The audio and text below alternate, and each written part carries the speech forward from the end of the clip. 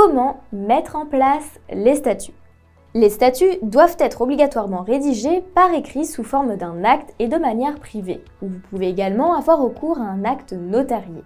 Si aucun écrit n'est présent, il faut savoir que la société civile immobilière sera considérée comme nulle et qu'elle ne pourra pas obtenir d'immatriculation. L'acte sous seing privé. Il existe en ligne différents statuts types qui vous sont proposés. Si vous ne savez pas par où commencer, ces statuts sont parfaits pour toutes les sociétés civiles immobilières qui ne présentent aucune complexité. Le statut type est une bonne solution qui vous permet de ne pas opter pour des statuts trop longs ou trop courts. Dans tous les cas, les statuts doivent comporter les mentions qui sont imposées par la loi, mais également toutes les modalités de fonctionnement de la société civile immobilière, c'est-à-dire le choix de pouvoir de chaque gérant, le moyen de consultation des associés, mais également la majorité qui est requise pour prendre des décisions. Ces statuts sont donc rédigés pour pouvoir partager les renseignements qui sont nécessaires quand un des associés se pose une question. Ces statuts ne doivent cependant pas non plus inclure toutes les dispositions légales, car cela pourrait représenter un fichier trop volumineux. Il serait difficile de trouver une réponse à sa question dans ces statuts. Toutes les dispositions légales ne concernent pas toutes les SCI et ne sont pas toutes adaptées aux besoins de chacune. De plus, il est important de prendre en considération que si vous désirez modifier les statuts par la suite, vous devez mettre en place une assemblée générale extraordinaire pour tous les textes légaux qui doivent être modifiés. C'est un formalisme très conséquent et cela entraîne un réel coût. Il s'avère donc primordial de bien rédiger les statuts dès le départ pour éviter tout cela. Aucun support spécifique n'est exigé pour rédiger des statuts. Ces derniers sont rédigés sur papier libre. Il est cependant nécessaire et obligatoire de laisser un espace suffisant, c'est-à-dire une marge à gauche et en bas pour permettre l'enregistrement en y apposant une mention. Les associés pourront ainsi prendre connaissance des statuts et les renvoyer s'ils jugent qu'une erreur est présente. Chaque envoi réceptionné sera approuvé avec des paraphes. Toutes les pages doivent être numérotées et paraphées par chaque associé. Chaque original doit être signé par tous les associés et doit également mentionner le nombre d'originaux qui existent. Combien d'exemplaires doit-on réaliser de statuts? Pour les exemplaires originaux à signer par chacun des associés, vous devez en conserver un pour le siège social, en conserver un pour le service de l'enregistrement. 2 seront destinés au greffe du tribunal de commerce. Un exemplaire sera remis à chaque associé. Certaines copies doivent être réalisées conformes par le gérant. Une copie doit être remise au banquier et une copie doit être remise à l'administration fiscale.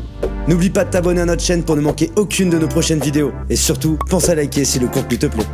L'acte authentique est-il obligatoire pour rédiger des statuts?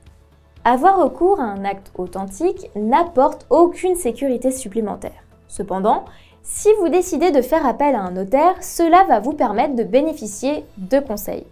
En tant que fondateur d'une société civile immobilière, il peut tout de même être avantageux d'avoir recours à un notaire pour rédiger les statuts. Sachez que les honoraires ne sont pas toujours conséquents et que vous pouvez les négocier en fonction de la complexité de votre montage juridique.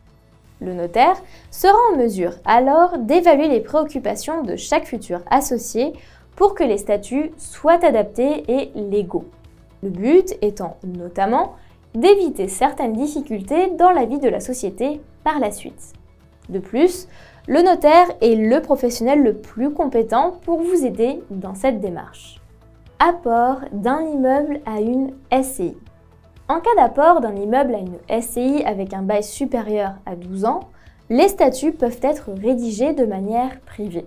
Cependant, ils devront obligatoirement être apposés au rang des minutes d'un notaire pour une reconnaissance d'écriture et une signature. Une publication est ensuite faite au bureau des hypothèques. Société civile immobilière entre parents et enfants. Dans ce cas également, les statuts peuvent être rédigés et signés de manière privée. Si l'héritier associé à la SCI n'est pas avantagé par rapport aux autres, Cela ne sera pas présent dans la succession.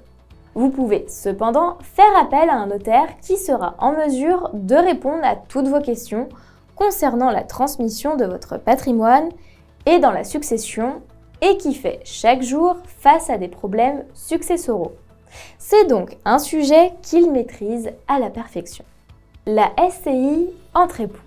Ici aussi, les statuts de la société civile immobilière entre époux peuvent être rédigés de manière totalement privée. Cependant, l'acte authentique va vous permettre de bénéficier d'une protection supplémentaire en protégeant donc la SCI de la nullité. En effet, l'administration fiscale peut vous juger pour un motif de donation déguisé. Si cette qualification de donation est retenue par la justice, cela va entraîner directement la nullité de l'opération et faire perdre aux survivants tous les avantages concédés par la SCI. L'objet social. L'activité de la société civile immobilière doit être civile. Tout d'abord, vous devez impérativement prendre le temps de bien rédiger l'objet de la SCI. Une mauvaise rédaction peut entraîner de lourdes conséquences sur l'avenir de la société civile immobilière. Dans tous les cas, vous devez garder en tête que l'activité de la SCI doit impérativement être civile et ne pas dépasser ce cadre. Attention à la façon dont vous allez rédiger, car une rédaction qui va remettre en cause l'activité de la SCI peut être dangereuse. Si vous orientez l'activité de la SCI vers une activité commerciale, les associés deviendront tous responsables des dettes sociales de la société. De plus, la société sera directement soumise à l'impôt des sociétés. L'objet social est également l'élément qui va permettre de déterminer l'étendue du pouvoir du gérant vis-à-vis des tierces personnes. Attention tout de même à ne pas laisser des pouvoirs totalement illimités au gérant, car cela pourrait engendrer des conflits par la suite. Bien rédiger l'objet social va également permettre de mettre en avant l'intérêt patrimonial de cette société civile et non pas uniquement l'intérêt fiscal de l'opération.